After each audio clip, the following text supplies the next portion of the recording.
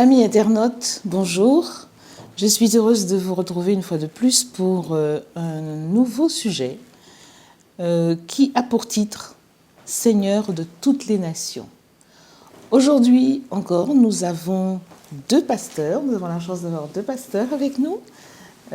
Pasteur Gabriel Goléa, pasteur Mathieu Fury, à qui je vous souhaite la bienvenue. Bonjour.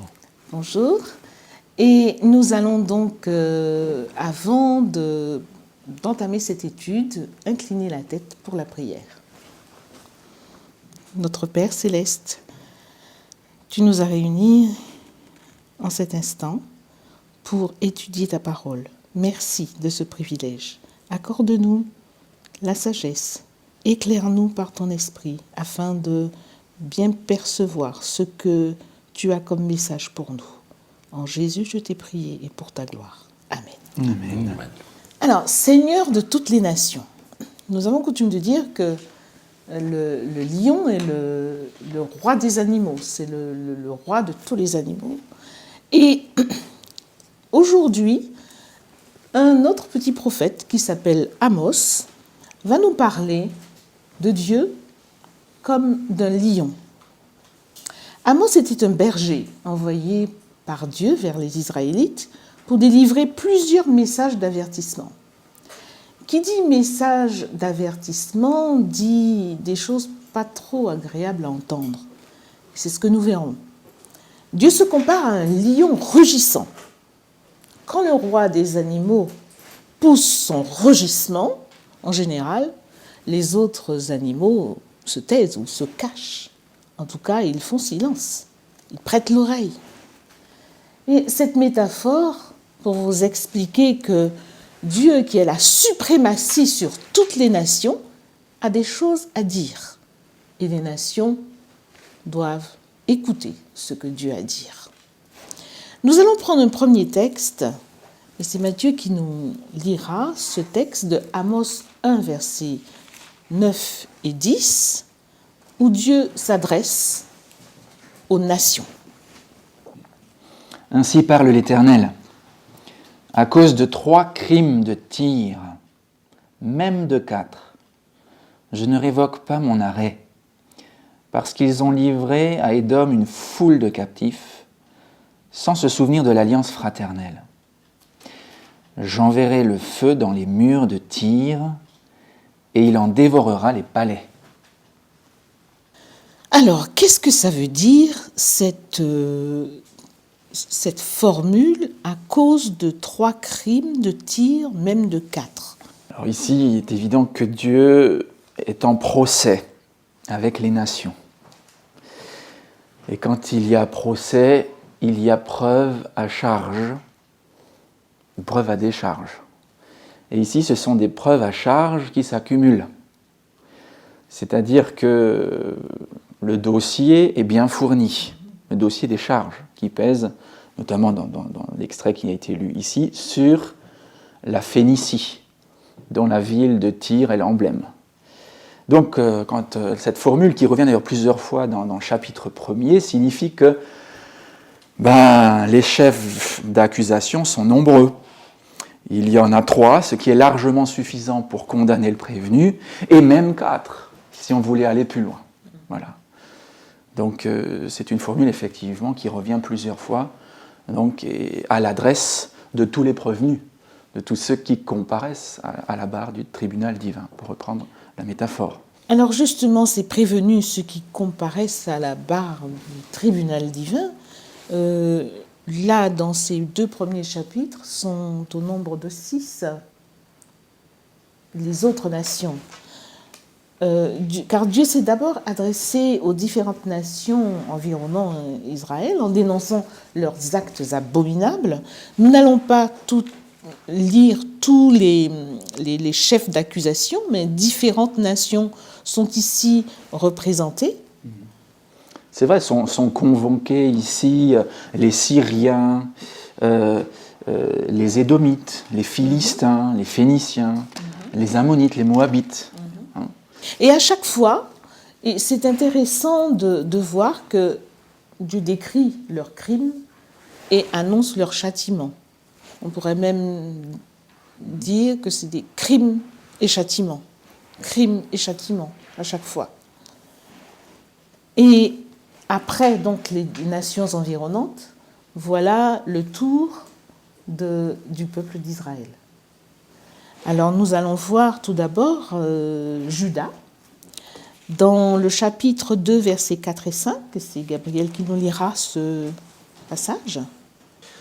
Ainsi parle le Seigneur, à cause des 3 et à cause de 4 rébellions de Juda, je ne revoquerai pas mon arrêt, parce qu'ils ont rejeté l'enseignement du Seigneur et n'ont pas observé ses décrets, parce que leurs mensonges les avaient égarés, ceux que suivait leur père. Je mettrai le feu à Juda, et il dévorera les palais de Jérusalem. Voilà. Le même sort, le même traitement. Le même traitement que pour les autres nations. Et avant de vous poser une question par rapport au peuple d'Israël, j'aimerais également qu'on lise le verset 6 et 7. Ainsi parle l'Éternel, à cause de 3 crimes d'Israël, et même de 4, je ne révoque pas mon arrêt, parce qu'ils ont vendu le juste pour de l'argent, et le pauvre pour une paire de souliers. Ils aspirent à voir la poussière de la terre sur la tête des misérables. Ils violent le droit des malheureux. Le fils et le père vont vers la même fille, afin de profaner mon saint nom. Il s'ensuit toute une suite de reproches adressés au peuple d'Israël. Mais auparavant, j'aimerais poser une question. Pourquoi Juda et Israël sont nommés séparément? Est-ce qu'il ne s'agit pas du même peuple? Alors, pour citer un petit peu le texte, le livre, nous sommes avec Amos à l'époque où on assiste en fait au premier des prophètes. C'est bien avant Ésaïe et bien Osée. Et Amos, il vit à peu près avant le milieu du 8e siècle, à l'époque du roi Jéroboam II, dans le nord, et ce qui correspond au sud, au règne d'Ozias. Ce sont deux peuples maintenant. Se sont séparés, c'est-à-dire les 10 tribus et les 2 tribus, avec la capitale Samarie et respectivement Jérusalem. Et donc, ce sont des peuples qui sont identifiés comme tels au fur et à mesure jusqu'à ce que le royaume du Nord disparaisse avec la chute de Samarie 722, et on ne parlera que de Juda par la suite. On a vu dans d'autres études que pour le royaume du Nord, on peut remplacer, parler de Jacob ou d'Éphraïm dans le livre d'Osée. Avec Amos, nous sommes avec ces deux notions, du Nord et du Sud, à savoir Israël et Juda, tout simplement parce que la mission du prophète, d'Amos, il est du sud de Juda, il va agir dans le nord, le Bethel du nord, et bien sûr dans la capitale, à Samarie. Donc on a les deux royaumes mentionnés dans ce livre. D'accord, donc il s'agit bien du peuple d'Israël. Ce qu'on appelle communément le large, le peuple d'Israël. Mais plus précisément Israël, ici c'est le royaume du Nord. Le royaume du Nord. Mais il me semble qu'à la lecture de ce texte, en fait nous n'avons pas lu tout le chapitre, mais je vous ai dit que Dieu reproche beaucoup de choses à son peuple, et il me semble justement que Dieu adresse plus de reproches à son peuple qu'aux autres nations, concernant l'injustice sociale, l'immoralité, la débauche, le culte des idoles. C'est un rapprochement que je présente ici qui n'est peut-être pas mentionné régulièrement. C'est un peu la démarche qu'aura plus tard l'apôtre Paul. Quand il va parler du péché qui rentre dans le monde, il va accuser les païens, les Grecs et les Romains, en disant qu'ils sont sans Dieu. Et puis, il aurait pu s'arrêter à ça, c'est l'épître aux Romains, et puis il continue. Mais les Juifs ont, eux aussi, leur part de responsabilité. Il va continuer la liste. Amos, c'est le même procédé. Est-ce que l'apôtre Paul a connu, il a exploité ce procédé ou c'est simplement un paralyse de pensée? Là, on a affaire au même schéma de pensée, à savoir les Édoms, les Ammonites, les Moabites, quel est leur tort? Ben, ils sont prospères, c'est des nations prospères, des nations qui ont peut-être d'un point de vue matériel tout ce qu'il faut, mais ils ont oublié d'honorer le vrai Dieu. Ils ont oublié la source de leur bénédiction. Pareil pour Israël et Juda, et la parole est critique et sévère. Ils ont opprimé le pauvre, ils ont opprimé celui qui n'avait plus de droits en Israël, qui devait être le premier à être respecté et aidé. Eh bien, ils ont le même sort, la même punition, comme si c'était les nations environnantes. C'est un peu cruel comme traitement, dans le sens qu'on peut se dire, mais oui, mais ce n'est pas la même chose. Quand il s'agit de la bénédiction de Dieu, cette bénédiction vient de Dieu, et la source est Dieu même. Donc, le fait qu'une nation ne prenne pas conscience de ça, n'accepte pas cette bénédiction, ben, il y a des conséquences. Il y a des conséquences et il doit assumer. Il y a là quand même quelque chose d'assez extraordinaire, c'est que Dieu s'en prend à son propre peuple. C'est bien la preuve de l'impartialité de ce juge qui va jusqu'à traduire en justice eh bien, ceux qui lui sont quelque part chers, hein, de par l'expérience qu'il partage, de par l'histoire qui les lie en fait. Et je constate aussi que chaque entité, là, que ce soit les nations étrangères ou le royaume du Sud ou le royaume du Nord, chacun est jugé selon la loi sous laquelle il se trouve. C'est-à-dire que Dieu tient compte, en fait, hein, des normes de justice de chaque peuple et lui dit, bah, tu savais ce qui était bien, donc pourquoi tu ne l'as pas fait? En gros, c'est un peu ça. Et c'est pour ça que l'on voit Dieu reprocher aux Ammonites d'avoir fendu le ventre des femmes enceintes. En situation de guerre, mais peu importe, c'est une atrocité, c'est un crime, hein, de la pire espèce.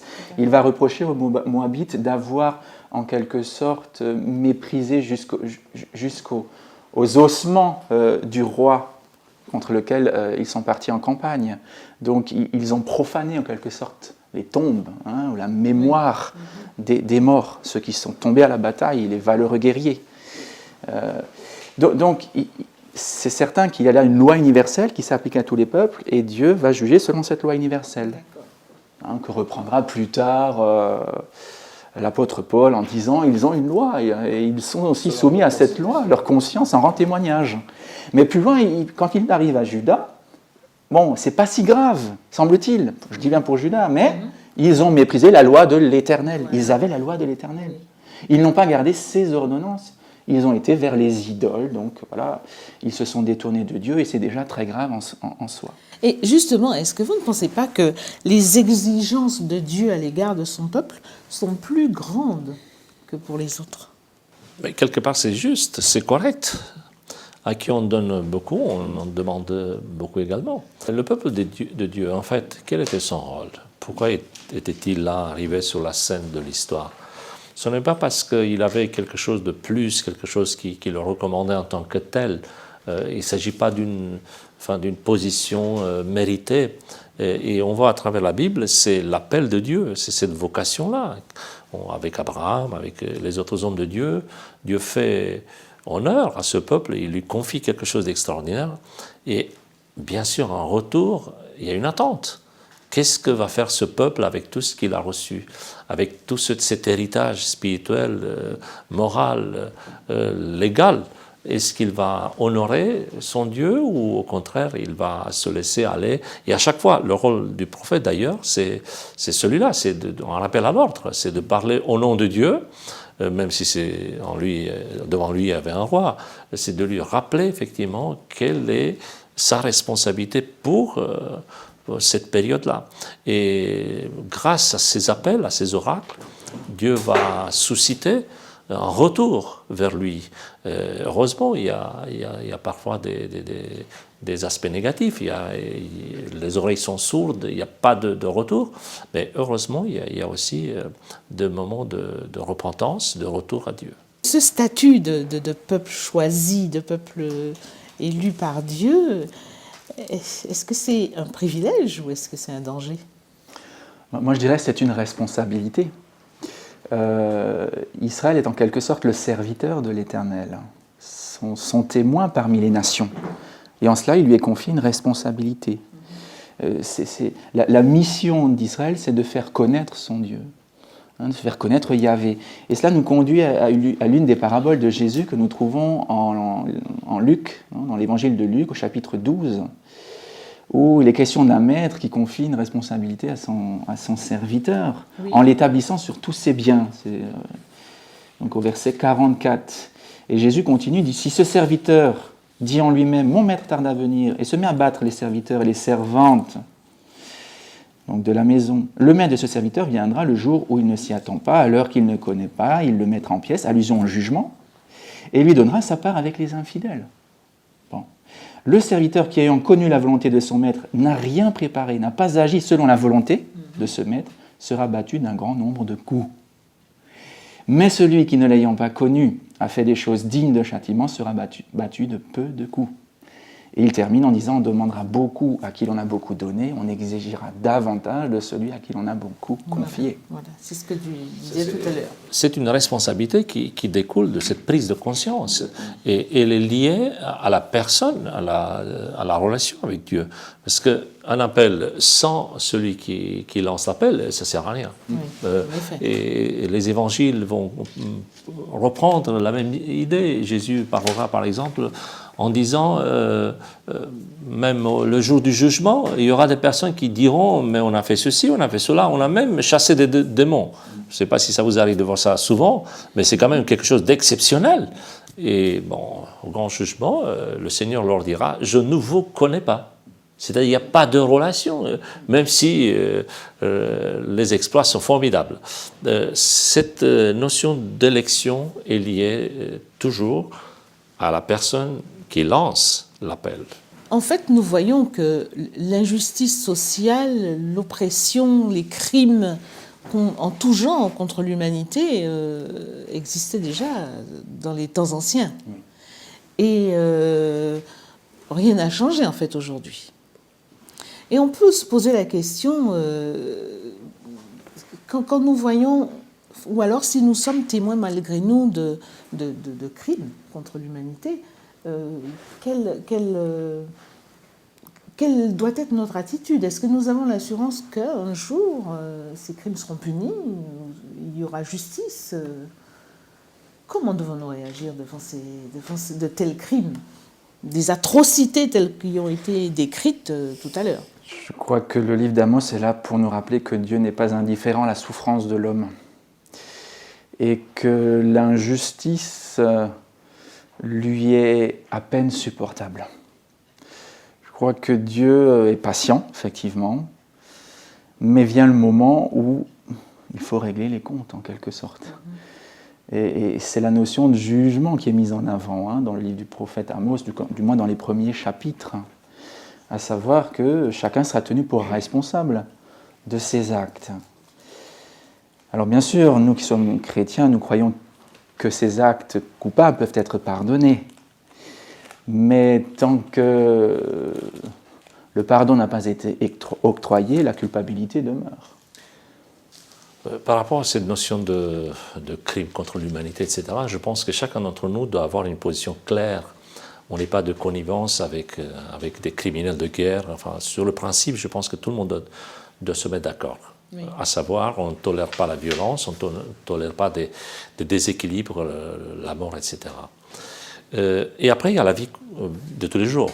Vous voyez, vous n'aurez pas devant vous tous les jours un criminel de guerre à la haie pour le voir derrière les barreaux pour dire il doit y rester. Non, heureusement, on n'a pas affaire à ça.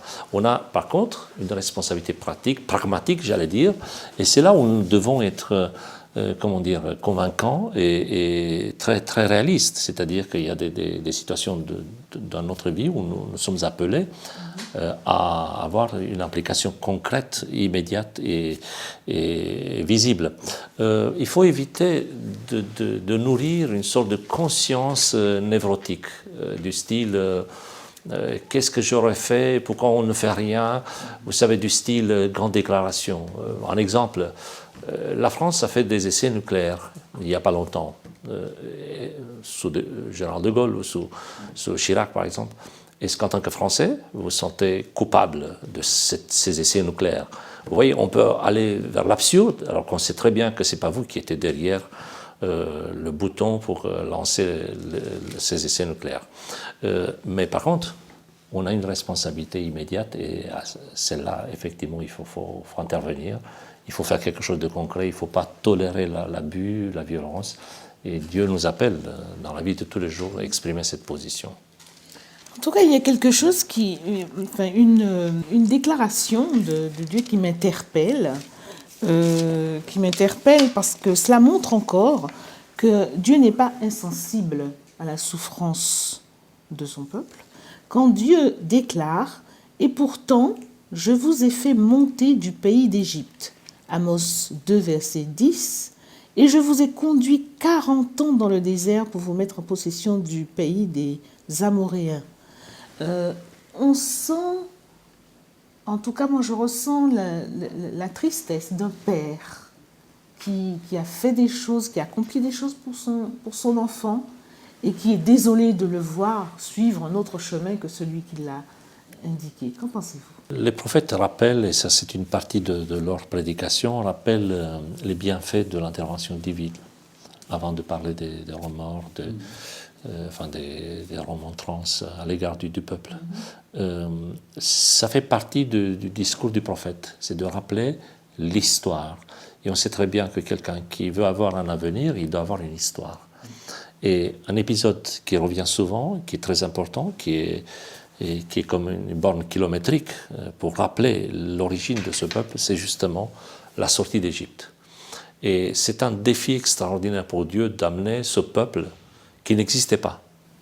Oui. Un peuple qui était esclave, qui était amené en Égypte, mais qui n'avait pas la configuration d'un peuple au départ. Hein. C'était juste une promesse que Dieu avait lancée, c'est un projet. Et au fur et à mesure, Dieu va mettre en place quelque chose d'extraordinaire, et cette délivrance de l'esclavage, de Pharaon, de tout ce que cela représente, pour l'amener vers la terre promise. Et entre le point de départ et le point d'arrivée, il y a ces 40 ans de peine, de souffrance, de difficultés, des critiques. On connaît très bien l'histoire et c'est un épisode extrêmement important. Ça fait mal de voir tant de gaspillage de la part de Dieu, de son énergie, de son amour, mais en même temps, c'est ce que Dieu fait. Il fait ça souvent. Et quand on fait un calcul, un compte purement humain, on va constater qu'il y a des morts, il y a des gens qui ont laissé leur vie dans le désert. On va constater qu'à l'arrivée, ce n'est pas exactement le tableau que Dieu avait voulu que se réalise, mais pourtant, c'est ce que Dieu fait. C'est son amour, c'est son impatience de voir un projet se réaliser. Et cet épisode est là pour nous rappeler combien Dieu est prêt à donner, même si ce n'est jamais à l'égalité. Effectivement, Dieu semble profondément peiné par l'ingratitude de son peuple. Il a fait tant et tant pour lui, et voilà ce qu'il obtient, en fait. Le peuple se détourne de lui, le peuple l'ignore en quelque sorte, et c'est une souffrance pour Dieu qu'il exprime aussi de cette façon-là.